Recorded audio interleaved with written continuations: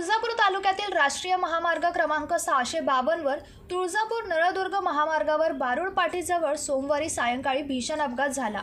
Santro car आणि ST महामंडळाच्या बसच्या समोरासमोर जोरदार धडक झाल्याने एका व्यक्तीचा जागीच मृत्यू झाला असून बसमधील काही प्रवासी जखमी झाले आहेत। अपघात एवढा भीषण होता की सेंट्रो कार अक्षरशः चक्काचूर झाली। प्राप्त माहितीनुसार सायंकाळी साधारण 7:15च्या सुमारास कळंब आगारची उमरगा कळंब बस नळदुर्गवरून तुळजापूरकडे येत होती। दरम्यान तुळजापूरवरून नळदुर्गकडे जात असलेली सेंट्रो कार बारूड पाटी परिसरात आली असता बस आणि कार यांच्यात समोरासमोर धडक झाली। धडकेचा आवाज एवढा भीषण होता की आसपासच्या नागरिकांची धावपळ उडाली। या अपघातात सेंट्रो कारचा चालक जागीच ठार झाला।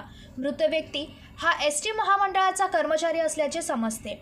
दुसरीकडे बसमधील काही प्रवासी किरकोळ जखमी झाले असून त्यांना तातडीने स्थानिक रुग्णालयात दाखल करण्यात आले आहे।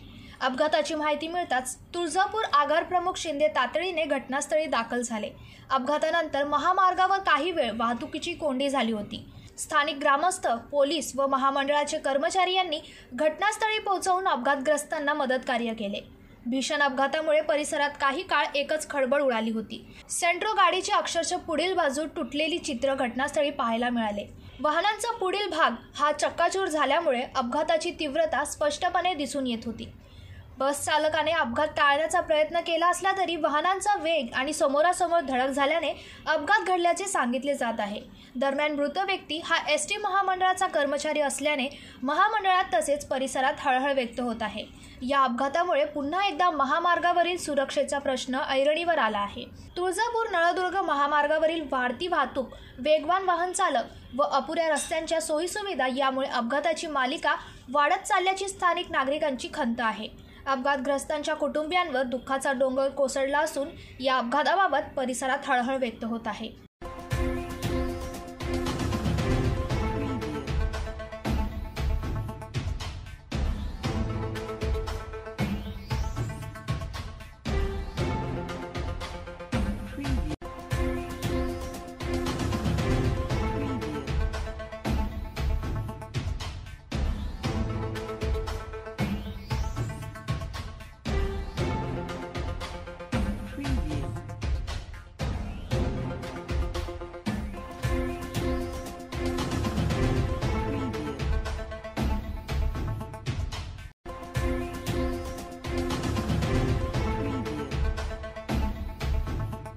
रुपेश डोलारे, जनशक्ती, धाराशिव।